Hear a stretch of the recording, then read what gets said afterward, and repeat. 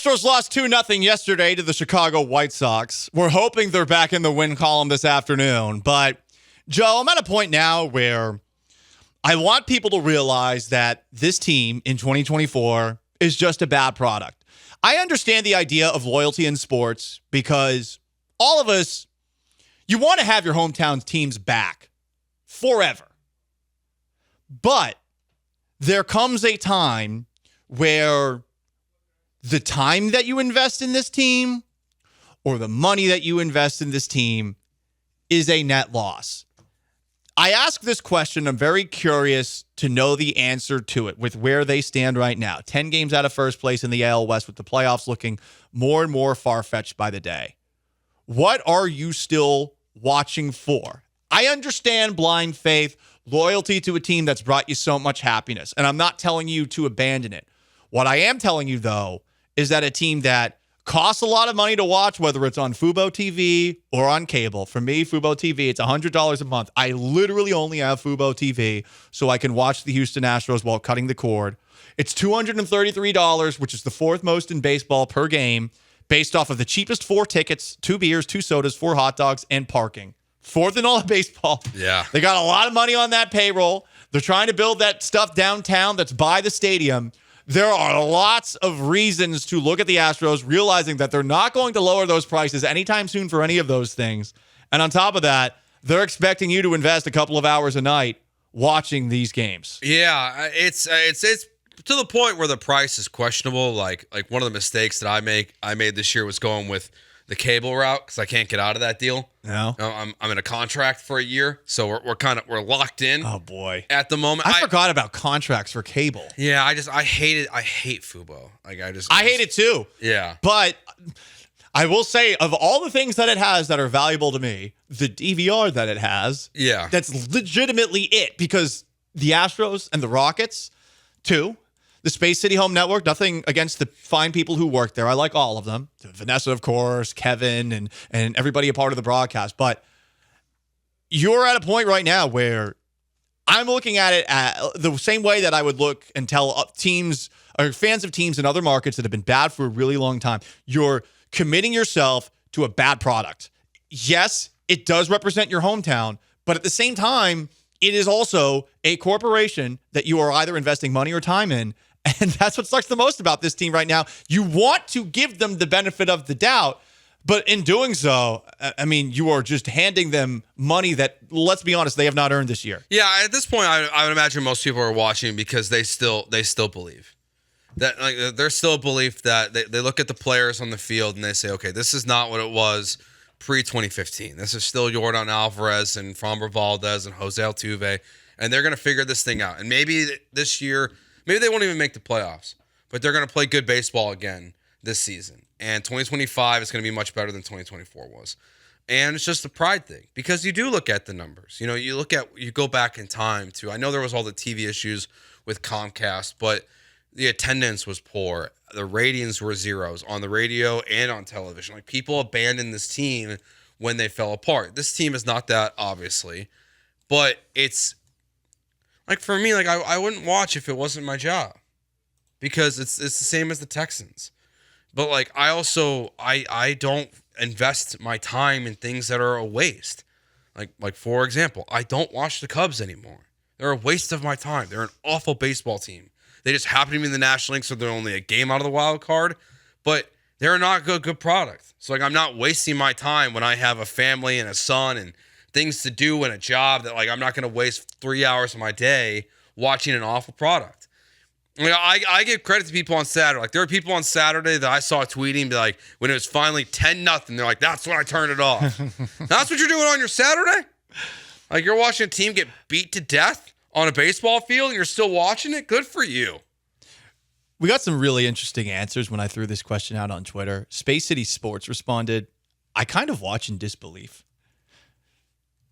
At this point, his Twitter account is more entertaining than the Astros, because people keep DMing him on Twitter with complaints about the Space City Home Network. It's pretty thinking funny that he's them, and he's just trolling them back. Like, he is more entertaining than they are on the field. Dr. Maya Anjaboobs, funny account on Twitter. Best analogy I can come up with is that once you've got the battery cables attached to your nips, you might as well give them some juice. If you've invested April through June into the team, you might as well give it the July through September juice. I don't know about all that. There is a part of me, and I have to because it's my job, but there is a part of me that feels, because I have invested as much time as I have in the first couple of months, that I need to see this through. But at the same time, I'm finding myself in the same place that I found myself watching The Office when The Office first came out on TV. I used to change the channel from NBC while The Office was on live TV because Steve Carell's Michael Scott made me so uncomfortable. And yet I turned right back after about 2 seconds flipping away from the channel to continue to watch the car crash. Yeah, for me right now, the Astros are The Walking Dead. That show, Two great comparisons to your baseball team. I loved The Walking Dead when it first came out. When The Walking Dead was first out, it was a great. great television show. Yeah. And from the moment that they killed Glenn, it started to like unravel because Negan was supposed to be this like incredible thing. Like that to me feels like the end of like what the last 2 years were. I remember I saw that episode live in a Hollywood cemetery because I was doing a podcast about The Walking Dead back in the day at that time. And yeah, that season was rather disappointing. Yeah. But then like I mostly will like stick with bad. Like I stuck with The Office even when it was bad because like I love the show. And I stuck with The Walking Dead. And I watched Carl die. And I watched all these things happen. I watched it get worse and worse and worse. And then finally, before the last season, I quit. Yeah. And like that's how I kind of feel about the Astros.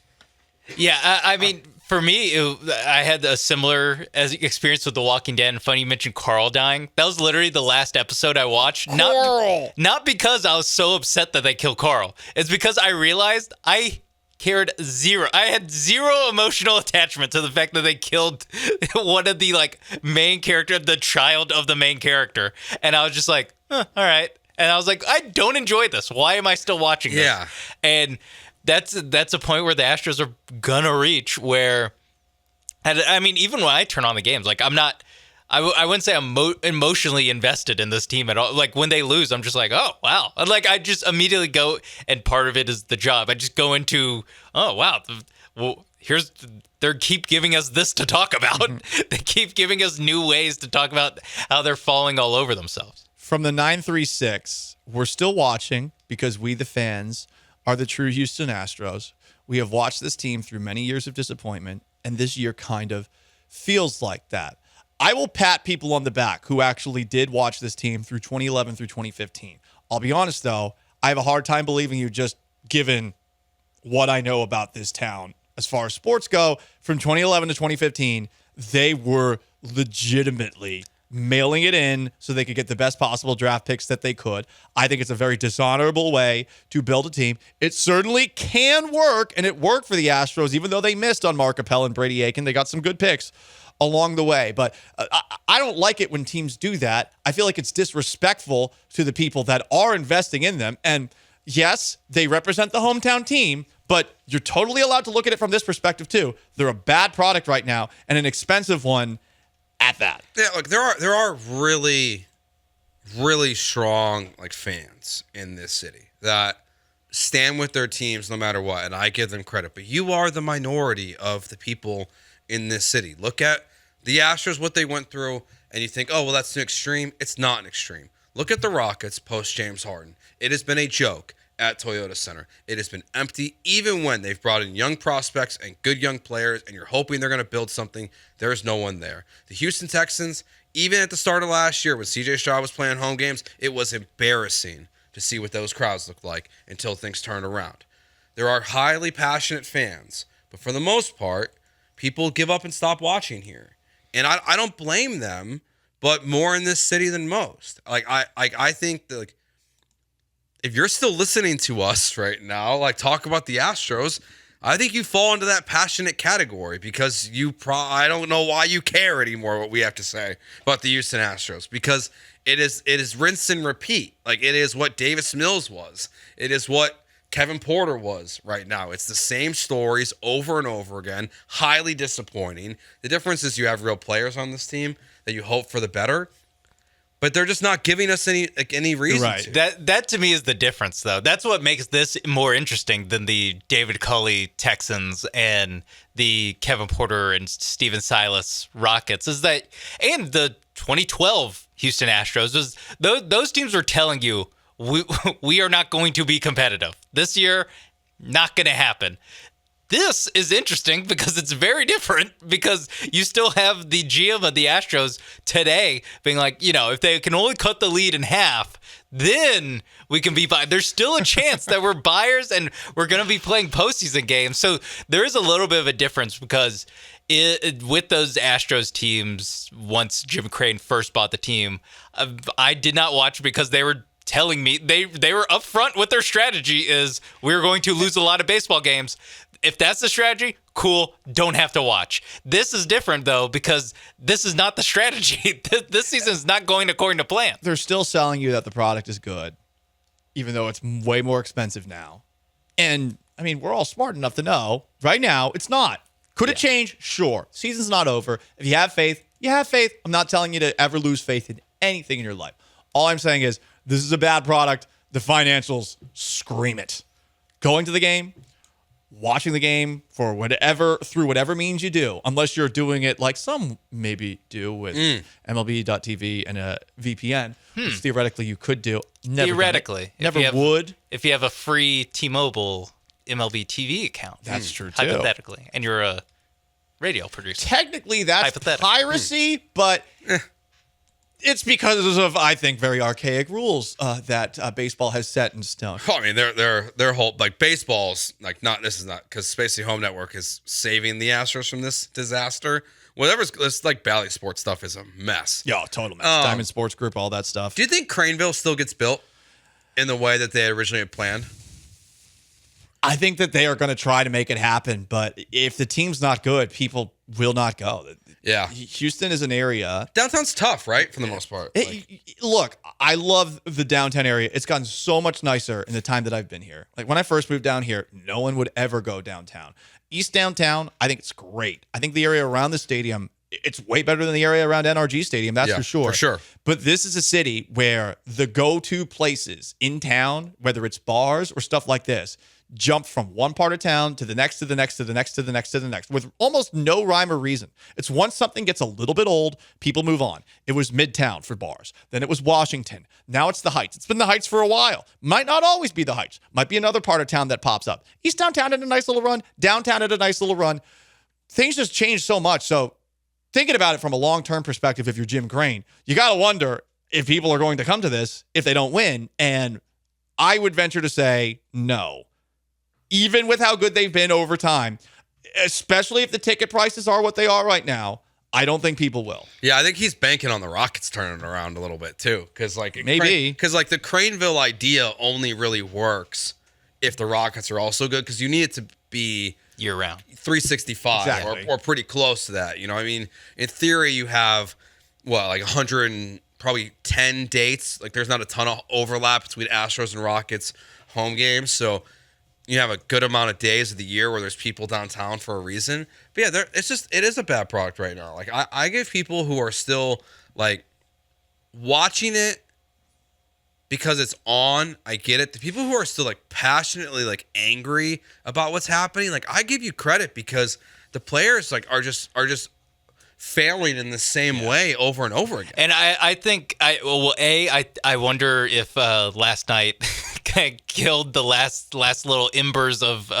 passion that anyone having, anger that this team can have, or that any fan of this team can have. Because at this point, I feel like people should be just kind of resigned to until they actually have a 10 game stretch where they play awesome baseball. You should not expect them to play awesome baseball this year.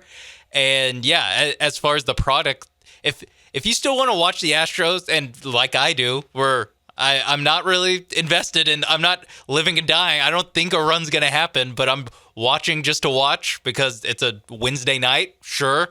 But as far as when you talk about the prices of going to these games, And I don't think And the time driving from outside the loop. I can't believe God. I can't believe the prices haven't dropped yet. I don't think that Houston, the city of Houston, needs me to put voice to this, but until they change the prices, going to a game is definitely not worth it. It's a lot of money. I mean, I have a great time whenever I'm there. Don't get me wrong, but if I'm going there in a non-work capacity, that is a ton of money for me. Just for me. Just go to a sports bar. I'm going this weekend. Highway and, Cantina. Like, Go to Highway Cantina. we'll be there next Wednesday. Mm-hmm. I'm going this weekend, but like, I'm not going to watch the Astros. I'm going to like Yordan Alvarez hopefully playing, Kyle Tucker hopefully playing, but I'm kind of going to see Gunnar Henderson and Adley Rutschman this weekend, and like because they're great young players, and I want to see a cool baseball team. I'd go to see my friend Kevin Brown, Orioles broadcaster. But the actual game, I don't know. I mean, that's where we're at right now. It's unfortunate. I truly hope it turns around. And hey, if they sweep the Orioles over the weekend, maybe we have a totally different song and tune on Monday. I hope that happens. I really do.